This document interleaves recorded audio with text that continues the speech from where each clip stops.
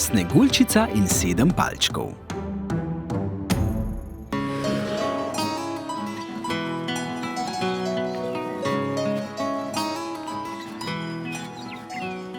Pred davnimi časi je za 9 gorami in 9 vodami živela prijazna in ljubezniva deklica po imenu Sneguljčica.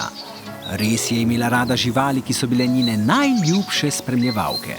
Hranila jih je in jim pomagala, ko so bile v težavah. Dobro jutro, ptičice. Deklica je vsako jutro pozdravila svoje prijatelje. Dobro jutro, zajček. Sneguljčica je živela s svojo mačeho, kraljico dežele. Kraljica je bila precej lepa ženska, ampak tako hladnokrvna in zlobna, da so vsi trepetali pred njo. Poleg tega pa ni bila samo zlobna, temveč tudi čarovnica. V prostem času je izpopolnjevala svoje uroke in preizkušala najrazličnejše kletve. Kraljica je imela čarobno zrcalo, s katerim se je vsak dan pogovarjala. Največji je namreč pomenilo to, da je najlepša ženska v deželi, zato je vsak dan svoje čarobno zrcalo vprašala. Zrcalce, zrcalce na steni, povej, katera najlepša v deželi je tej? In zrcalo je vedno odgovorilo. Ti si najlepša, o lepa kraljica. V kraljestvu je čas mineval počasi in mirno. Sneguljčica je zrasla v čudovito dekle z lasmi črnimi kot oglje in ustnicami rdečimi kot vrtnice. Še vedno je bila prijazna in ljubezniva ter skrbela je za svoje ljubljene živali. Pridi, zajček, zaplešiva, pomigaj s temi ušesi. Sneguljčica se je veselila vsakega novega dne. Nekega dne, kot vedno, je zlobna kraljica vprašala svoje čarobno zrcalo. Zrcalce, zrcalce na steni, povej, katera najlepša v deželi je tej? Komaj je čakala, da sliši, da je najlepša.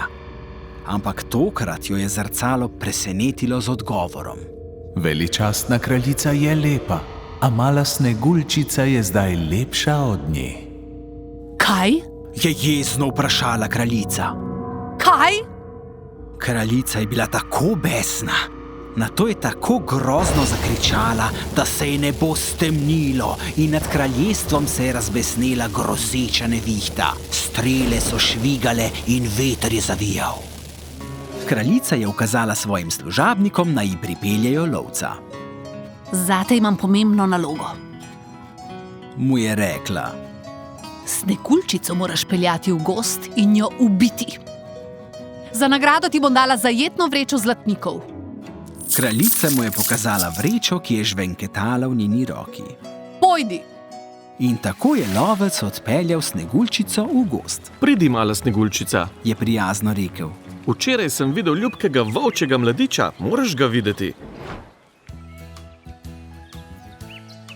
Sneguljčica mu je veselo sledila, saj je komaj čakala, da vidi mladička.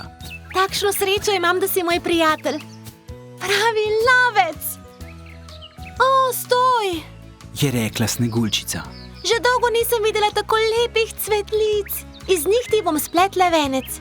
Sneguljčica je pokleknila v travo in spretno nabrala nekaj čudovitih cvetlic. Tako si prijazen, da mi boš pokazal volčjega mladiča. To je le majhna zahvala.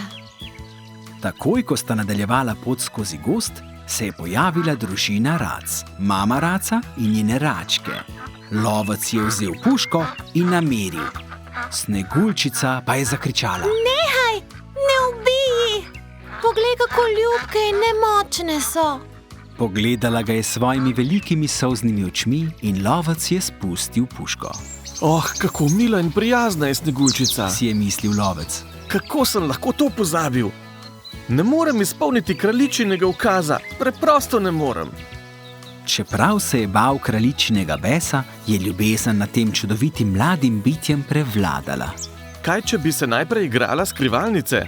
Je nenadoma rekel lovec. Ti štaj do 10, jaz pa se bom skril in bova videla, če me lahko najdeš.